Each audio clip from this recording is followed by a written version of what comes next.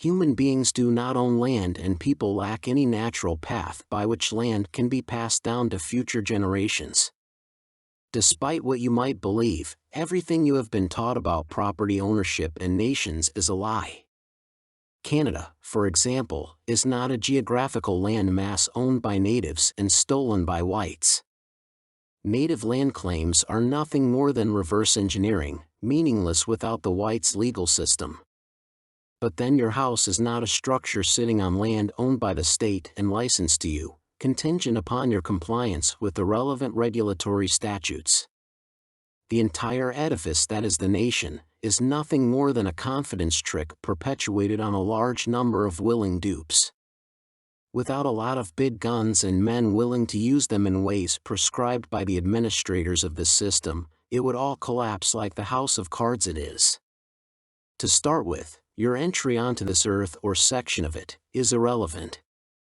The day your father set foot or established a leasehold is likewise irrelevant. In fact, it does not matter how far back your lineage within a particular political jurisdiction goes. You have no more rights to where you are at than the next person. That is, time does not give legitimacy to a criminal enterprise. If you stole a watch today, 1,000 years from today the watch would remain stolen no matter how many generations have taken possession of it. Natives may claim they came here 10,000 years ago. But did they, and did their particular lineage come then or at some more recent time? Does it even matter?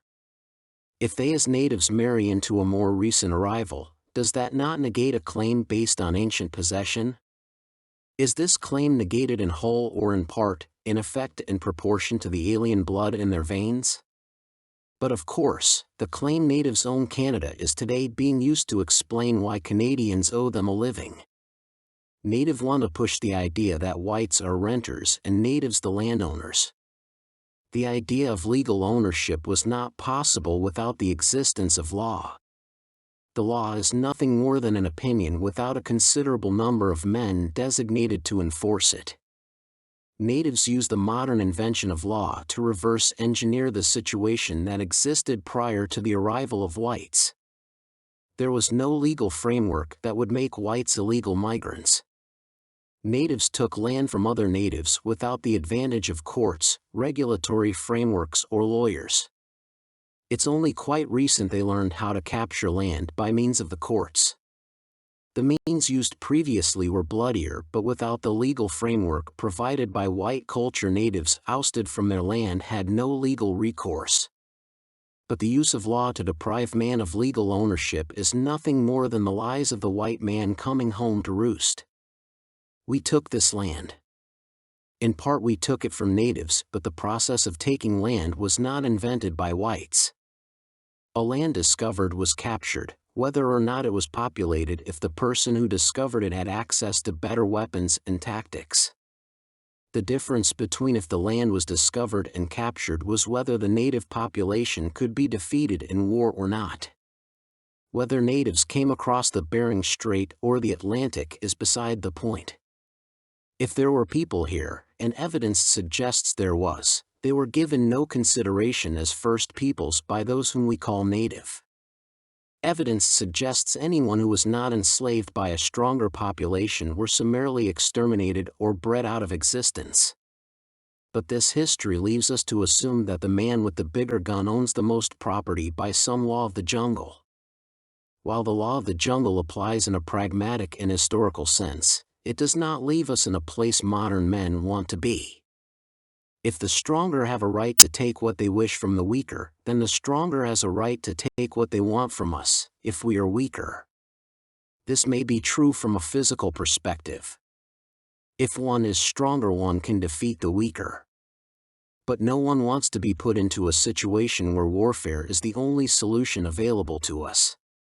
The desire to avoid war was why nations were formed, and then the United Nations was created. The nation was not developed solely in response to a king's desire for a larger kingdom. The nobles also saw the need to establish the nation. No one wishes to live under the constant threat of war. Non-war is a preferred state. However, there are conditions that are worse than war. So, to avoid certain conditions, people will go to war. Homelessness is feared and so fought against, but even worse than having no home is having no land. Yet, it is not the land that is of ultimate importance. We need land, but it is the work that is done on it that defines its real value. The land is in fact just a means to an end. The natives, by their reckoning, had the land for 10,000 years. They gladly sold it off for a few beads, pots and guns. Even then they probably ripped off the white man because raw land, especially in Canada, had at that time no inherent value. We cannot even live on the land the way animals do. We have to process almost everything we use. Without the ability to process the land and what is natural to it, the land is all but worthless. This is why Canada is not the boreal forests nor the lakes and streams. It is the intellectual capital invested that permitted a civilization to be built. Canada is still the same land it was when it was first discovered and settled by Columbus and those who followed him. It has far less beaver and fewer codfish than those days, yet its value has increased astronomically, thanks to white men and women and the work they put into industrializing it. This is why races can squat on land for thousands or millions of years and never establish a verifiable or justifiable claim to the land. One only has a claim to the value added, not the substrate. No one thinks animals own land, and they have been here longer than humans. Why were the buffalo not respected as the indigenous owners of North America? Buffalo and beaver were not allowed to own the land nor even their own lives. But according to conventional thinking, humans are no different from other animals. Why do we give our species benefits we do not give other animals? Why do animals that are not human not have prior rights to the land? Why are not all species indigenous to the land given special rights and privileges? But animals are parasitic in the sense they take what the land offers and give nothing back that adds to the wealth of the community. They do not add value and so have nothing to claim and no basis on which to justify a special designation. But this is largely the same position many indigenous races find themselves in. They did not add significant value to the land. Perhaps some assume this ought not to matter, and it may not, but without this added value they lack the means to prosecute any claim they might wish to make. The law considers possession to be 9/10 of the law. We cannot say that it is 100% because that would mean stealing would go unpunished, yet we cannot discard the rights of possession entirely. But this qualified response to physical possession solves nothing. Ownership seems to mean we own what others agree you own. Not a few observers have noticed similarities between gangsters and governments, and while governments like to say they have a legitimacy gangs do not have, it is they who are saying this. It is the size and power of their organization that gives them the power to legitimize their authority and delegitimize the authority of gangsters. However, there are cases where gangs have become the government. Even the Russian and Cuban revolutions, among others, can be considered criminal organizations legitimizing their rule through a monopolization of power. It is this need to monopolize power as a means to attaining legitimacy why governments dislike citizens having guns. But that being said, governments, even while understanding their own power rests on their monopolization of power, cannot rest easy if this is all their power rests on. So, governments look for something more substantial to justify their authority than raw power. Democracy is a favorite way to justify power in the West. If the electorate participate in electing the government, it is assumed they are complicit in the rule of the elected. This observation is only important to demonstrate that the physical power to rule is considered insufficient for legitimizing power. Even the most absolute and dictatorial authority wants something more than the dual doctrine of power backing his reign. But if the end does not justify the means and might does not make right, how does the state justify its authority? This question cannot be answered. There is no way out of the paradox of government because government cannot be justified any more than can criminal activity. There's in fact no greater example of circular reasoning than the effort to legitimize the state by means of the subject's complicity. The subject cannot give the state legitimacy because the subject exists as a direct result of the state's power. The state legitimizes the subject by means of registering the subject's birth and by granting citizenship status to eligible candidates. We cannot then argue that it is the subject that legitimizes the state. But if the subject cannot legitimize the state, by what process does the state claim ownership of the landmass that is said to encompass the state?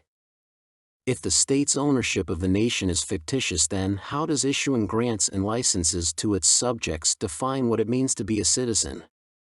The entire process is all smoke and mirrors. There is no way to legitimize ownership whether we mean private or public ownership. The ownership of assets is a criminal conspiracy against God, and it ultimately deprives the citizen of what is rightfully theirs. We cannot own land or other physical resources, but we can own what we create. We did not create physical assets, and so there is no feasible path to our claim to own these things. But, and this is the crucial point, we can and do own the value added to assets. This is not an unimportant technicality. It means we are created in the image of God and must bear the fruits of faith to be saved. This is not engaging in activities to our liking, but responding to the needs of people where they are according to their need. Babylonians will feel exposed and at risk, but claiming land you did not create does not eliminate threats to it or you. The nation is not the land fictitiously claimed by secular governments, it is the fruits of faith created by the people. The nation is the value added to the assets of a jurisdiction. We own the nation because it is a human fabrication. The nation is an area of assets we have assumed responsibility for. People are called racists for resisting incursions into something they own because they created it and are doing their best to preserve and improve what they were given. In short, the land is not ours, it is God's. We work the land, and we process the metals and minerals we find. We add value to what we inherit. This value is ours. Our collective efforts create a nation. The nation is ours because it is the collective wealth we have added to a jurisdiction. The jurisdiction is ours as it contains the attached value we created. The ones who add value are the ones who own the value and by extension, have the right to the improved assets. Only one people own the land on which they live, and that is the state of Israel, because this was given to Jews by God. For the rest of us, what we say we own was taken by governments by means of applied force or assigned to individuals by these same governments. But without guns and the willingness to use them, we cannot justify what we have claimed as our own, the things that naturally belong to God.